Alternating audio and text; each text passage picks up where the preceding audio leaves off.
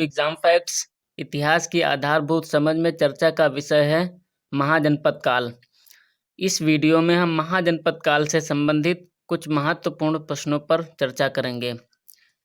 चलिए स्टार्ट करते हैं। हमारा पहला प्रश्न है, महाजनपदों का विकास एवं उदय हुआ था।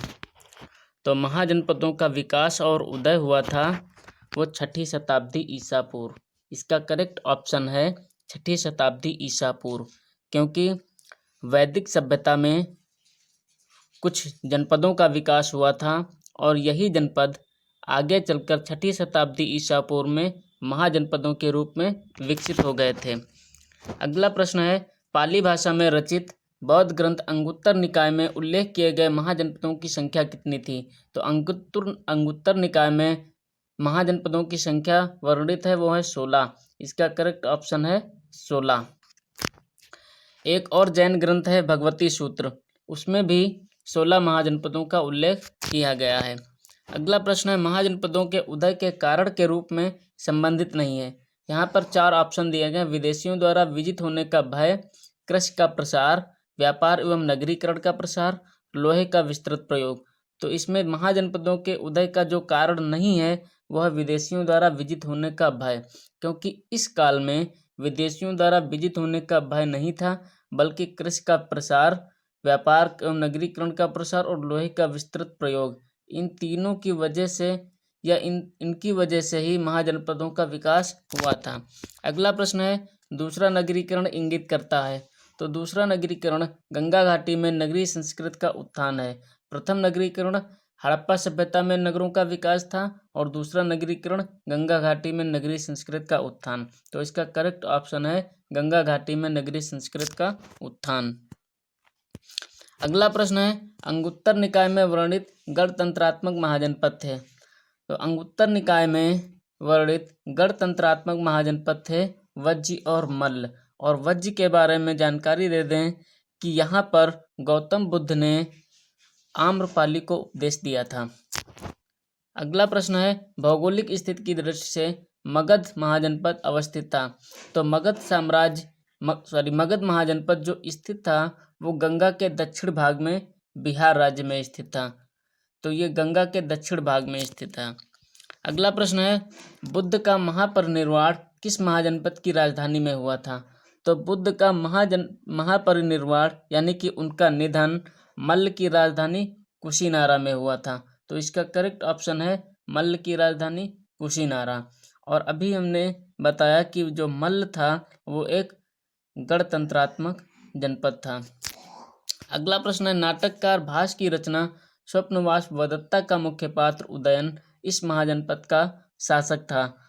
तो उदयन जो है वो वत्स महाजनपद का शासक था। इसका करेक्ट ऑप्शन है वत्स।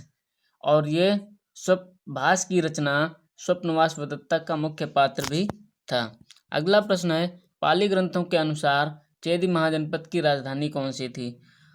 तो चेदी महाजनपद की जो राजधानी थी वो थी सुक्तिमती। तो इसका करेक्ट ऑप्शन है सुक्तिमती। अगला प्रश्न है, कर एकत्र करने वाले और खजाने की देखभाल करने वाले अधिकारी कहे जाते थे। तो महाजनपद काल में कर एकत्र करने वाले और खजानों की देखभाल करने वाले अधिकारी भागदूत कहलाते थे। इनका कार्य कर एकत्र करना और उसकी देखभाल करना था। अगला प्रश्न है, निम्नलिखित में से कौन सुमेलित है? यहाँ पर महाजनपद दिए गए हैं और उनकी राजधानी दी गई है, तो उसमें कौन सा सुमेलित है ये ढूंढना है। अब देखिए, मगध महाजनपद की राजधानी थी गिरिव्रज। कंबोज की राजधानी हाटक। कुरु की राजधानी इंद्रप्रस्थ। तो ये तीनों सुमेलित नहीं है। अंग की राजधानी चंपा थी, यही इसका करेक्ट ऑप्शन है। अगला प्रश्न है, निम्नलिखित में से कपिलवस्तु किसकी राजधानी थी? तो कपिलवस्तु जो एक राज्य था, महाजनपद था, उसकी वो राजधानी थी शाक्यों की, यानी कि कपिलवस्तु शाक्यों की राजधानी थी। अगला प्रश्न है, बुद्ध के प्रारंभिक गुरु आलार कालाम किस गणराज्य के रहने वाले थे? तो बुद्ध के प्रारंभिक गुरु आलार कालाम जिस राज्य के रहने वाले थे वो था कालाम। इसका करेक्ट ऑप्शन है कालाम।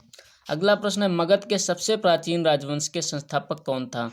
तो मगध के सबसे प्राचीन राजवंश का जो संस्थापक था वो था बृहद्रथ, और इस राजवंश को बृहद्रथ राजवंश भी कहा जाता है।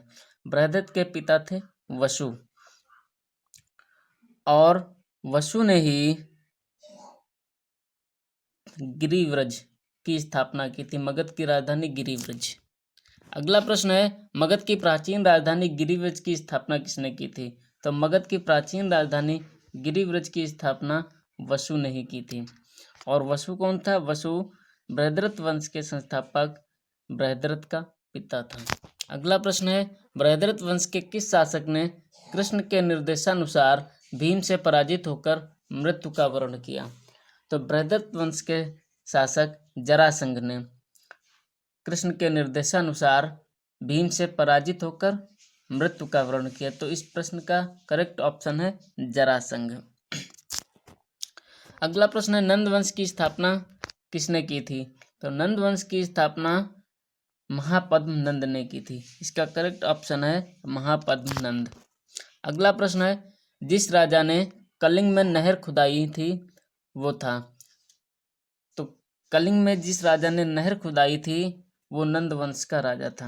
नंद वंश के शासक ने कलिंग में नहर खुदाई। अगला प्रश्न है, भारत पर पहला विदेशी आक्रमण किस ईरानी शासक ने किया था? तो भारत पर सबसे पहला विदेशी आक्रमण साइरस ने किया था। इस प्रश्न का करेक्ट ऑप्शन है साइरस। अगला प्रश्न है, ईरान पर आक्रमण कर भारत को ईरानी आक्रमण से मुक्त कराने वाला यूनानी शासक था? तो ईरान पर आक्रमण करके जिसने भारत को ईरानी आक्रमण से मुक्त करा दिया वो यूनानी शासक था सिकंदर। इसका करेक्ट ऑप्शन है सिकंदर। सिकंदर ने ईरान पर आक्रमण करके वहां से उस शासक को समाप्त कर दिया जो भारत पर आक्रमण किया करता था। अगला प्रश्न है, किस यूनानी शासक ने व्यास नदी के तट पर 12 वेदिका स्तंभों का निर्माण कराया था? तो वो शासक था सिकंदर। सिकंदर ने व्यास नदी के तट पर 12 वेदिका स्तंभों का निर्माण करवाया था। इस प्रश्न का करेक्ट ऑप्शन है सिकंदर। अगला प्रश्न है, सिकंदर ने भारत पर आक्रमण कब किया था? तो 326 ईसा पूर्व में सिकंदर ने भारत पर आक्रमण किया था। अगला प्रश्न है, सिकंदर की मृत्यु कहाँ हुई थी? तो यहाँ से वापस जाते समय बेबीलोन में उसकी मृत्यु हुई थी। और उसकी मृत्यु कब हुई थी? तो 323 ईसा पूर्व में सिकंदर की मृत्यु हुई थी। अगला प्रश्न है, निम्नलिखित में से जो ईरानी सभ्यता से ग्रहण की गई है? 4 ऑप्शन दिए गए हैं, खरोष्ठी लिपि तथा आरामिक लिपि, अशोक स्तंभों में शीर्ष पर चित्रित घंटानुमा आकृतियां, अशोक की शिलालेख खुदवाने की कला, उपरोक्त सभी। तो यहाँ पर जो ऑप्शन दिए गए हैं खरोष्ठी लिपि और आरामाइक लिपि, ये ईरानी सभ्यता से ग्रहण की गई है। और अशोक स्तंभों के शीर्ष पर जो चित्रित घंटानुमा आकृतियां हैं वो भी ईरानी सभ्यता से ग्रहण की गई हैं। और अशोक के शिलालेख खुदवाने की कला भी अशोक ने ईरानी सभ्यता से ग्रहण की है। तो इसका करेक्ट ऑप्शन है उपरोक्त सभी, यानी कि इसके सभी कथन सही हैं। हमारा लास्ट प्रश्न है, भारत में सर्वप्रथम चांदी के सिक्के किन शासकों ने चलवाए? तो भारत में सर्वप्रथम चांदी के सिक्के ईरानियों ने चलवाए। ईरानी आक्रमणकारियों ने जब भारत को विजिट किया तो वहां पर चांदी के सिक्के चलवाए। यहाँ पर हमारा वीडियो कंप्लीट होता है। अगर आपको वीडियो अच्छा लगा हो तो वीडियो को लाइक करें, शेयर करें, चैनल को सब्सक्राइब करें। धन्यवाद।